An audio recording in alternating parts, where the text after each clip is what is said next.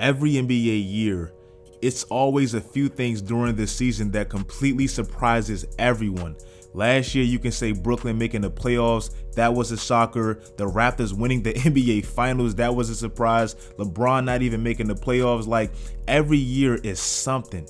And with that being said, with this season, I'm going to get into some of the surprises that maybe some people could foresee or they saw this coming or whatever, but most people really didn't. Now, before I get into all that, I just want to thank you guys for all the support you guys gave me last year and the support you guys continuously give me even following into this year and all that. So thank you guys for all that. If you're new to the channel, subscribe. You're going to love the channel, bro. Subscribe to the channel, like the videos, turn on post notifications, all that good stuff. And without further ado, let's get into the video.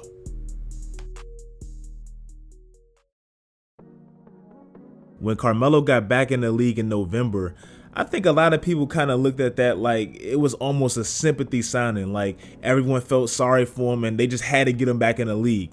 Like, I mean, he's a complete legend, say what you want. And they said he was working out at local gyms and people on their lunch break was coming out working with Melo. Like, you can't do Melo like that, so they had to get him back in the league. And to me, I think a lot of people, especially young people, they all got caught up into the hype as to why he wasn't in the league. Oh, he's selfish. Oh, he's not a winner. He's not going to accept a lesser role, all this stuff. And so far, he's proven everyone wrong. I mean, since he's been in Portland, he has been very inconsistent. Like, he'll go from having like 28 one night to 7 the next and all that. But he has been arguably their second most reliable star, at least in the fourth quarter. And to me, he's proven he's still a factor in this league. This season, after taking a full year layoff last year, don't forget that, he basically took a whole year off. So everybody else, while they already kind of found their legs in the beginning of the year this season, he came in all late and all that. He's averaging 16 points on very solid shooting splits, especially for Melo. And another thing I'm loving, and it's probably because of his new role, so I get that, but he's shooting the least amount of shots per game in his career ever. Like, he's never shot 14 shots per game, and that's what he's shooting right now, so you got to give him that credit. And the night before last, as we probably all seen, he had 28 points and the game winner against Toronto, breaking Kobe's game winner record in the fourth quarter and overtime, all that stuff. So I'm happy for Carmelo, and I think he's proven a lot of people wrong. He can still play in this league, bro. The Oklahoma City Thunder, they may have had the greatest low-key NBA offseason in NBA history. Like, the greatest one that you probably didn't even notice. I remember when they traded Paul George and then they lost Russell Westbrook the following week. All people could talk about is the fact that they drafted 3 MVPs consecutively and they lost all of them and they have nothing to show for it. Everybody bashed Oklahoma for that and all that. Then they like to talk about how they've had star after star and all that and they lose them. Then the star gets better and they never win. But no one ever talks about what they gained and how they look right now. Oklahoma City this year, they're on pace to win 46 games. Last year, they won 49, so it's not that big of a difference. The last 3 seasons, the Thunder made the playoffs 3 straight years, and they won 4 playoff games total. In 3 years, they won 4 playoff games, with Russell Westbrook averaging a triple-double, bringing Carmelo, bringing Paul George, Victor Oladipo, Steven Adams, all this stuff. They won 4 playoff games, so they really haven't had that much success. So my point is, after losing 2 quote-unquote superstars, if they make the playoffs and they make the first round and they lose, say, to like a Denver, is that a failure or is that a success? To me, that's a big success, especially given their last 3 years. And let's talk about what they got this offseason. They got Shai Gilgeous-Alexander, who's going to be a star in this league. Danilo Gallinari, who's always been extremely reliable for his team, always averaging somewhere north of 20.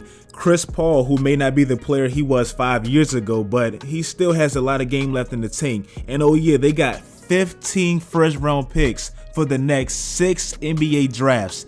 15 first-round picks, and you can hate Sam Presti and Oklahoma City and all that, but one thing they prove they can do very well, they can draft. So if Houston, if they never win an NBA championship with Russell Westbrook, which they won't, and if the Clippers say they massively underachieve and never make an NBA Finals, that means the Thunder, they heisted those picks and they won the trades. The Miami Heat, to me, they're just clearly the most shocking team in the NBA this whole season. Like, I don't think anybody's seen this coming. Now, I'm not saying people thought they were going to be this bad team or anything like that, but after they got Jimmy Butler, all people wanted to do was get another star paired with Jimmy Butler. Like, let's go get Chris Paul, let's go get Russell Westbrook, Drew Holiday, all this stuff. And they haven't done that, and they still look good to me. They have the type of team to me where they don't really need a bunch of superstars paired with Jimmy Butler. Like, they're kind of based on defense and discipline, and they really prioritize that, and that's how they win. Like, Jimmy Butler is only averaging 20 points, and he scored under 15 7 times. They're 6-1, so they don't really rely on superstars. It's just more team ball.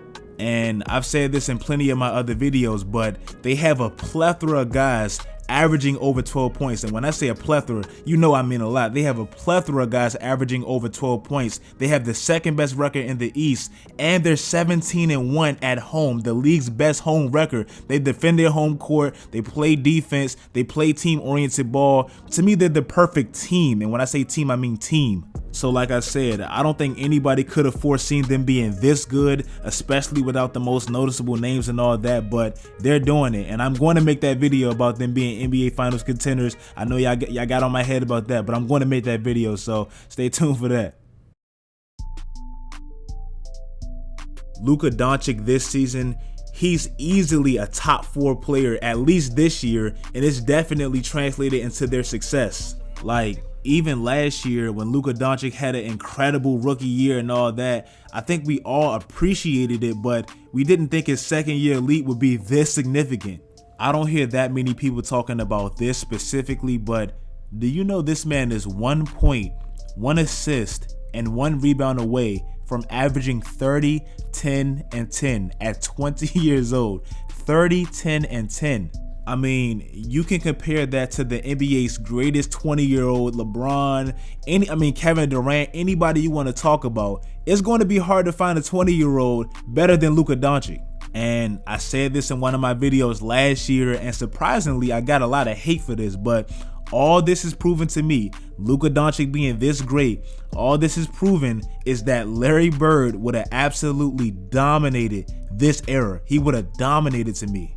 And to me, it's for the most obvious reasons. When you combine his clutchness, his shot creativity, his shooting ability from anywhere around the court, his high-ass basketball IQ, which always leads to playmaking, all the clutch shots he hits, he's the modern-day Larry Bird. He's not the most physical, athletic guy. To me, it's just obvious. And honestly, this is the easiest league to get 30 points in if you really look at it. Like, Luka Doncic even said the EuroLeague he played in was harder than the NBA. Carmelo Anthony right now is playing power forward successfully. That says a lot about the power forwards. They don't exist. 3-point shooting is everywhere. Larry Bird was a 3-point specialist in a non-3-point era. He would have absolutely dominated. And I'm not saying this to diminish the talent. I'm not one of those idiots that think the NBA was better in the 70s than the 2020s or anything like that.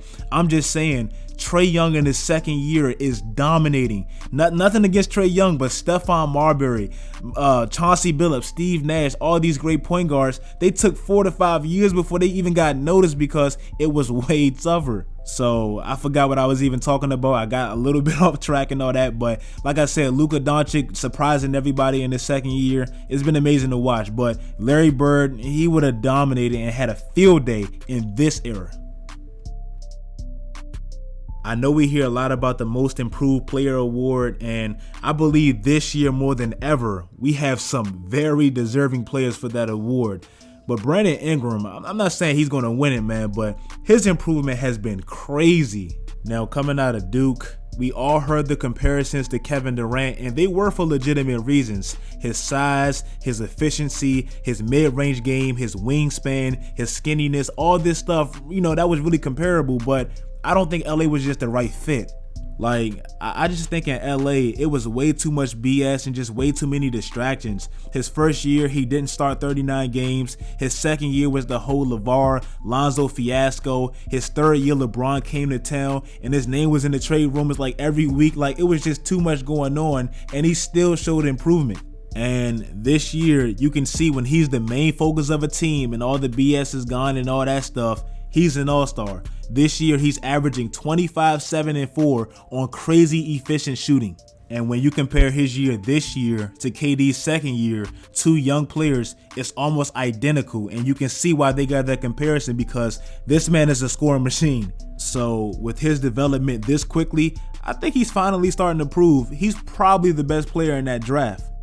And lastly, one of the most surprising things to me, the Warriors being this bad. Now, obviously, we all get why. I mean, they lost Steph, Clay, Iggy, KD almost at the same time, so we get it, but it just feels weird, man. Now, I know 95% of the world, they're absolutely loving this. Like, they love seeing the Warriors at the bottom and all that, but you have to appreciate that dynasty, man. That was a dynasty. They went to 5 straight NBA finals and won 3 of them. Probably would have won 4 had KD not, gotten hurt and all that stuff. So that was a dynasty, and to see them like in 3 months get this bad, it's just weird to me. Now, I'm not really a Warriors fan, so I really don't care for it that much. I'm a D'Angelo Russell fan, so I want to see him win and all that, but I don't really care for it. But it still has that same feel to like when LeBron didn't make the playoffs last year. It just felt like something was missing because he went to 8 straight NBA finals, and now he's not even in the picture. That's just weird to me.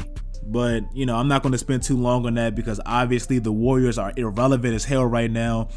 If you guys like the video, make sure you guys leave a like. Make sure you guys turn on post notifications and follow my Twitter at least. I don't really care that much about my IG right now, but my Twitter, follow that. Like this video if you like the video. Do all that great stuff, guys. Let me know in the comments what you guys think is surprising this year and all that. So do all that stuff, guys. And until next time, as always, stay tuned.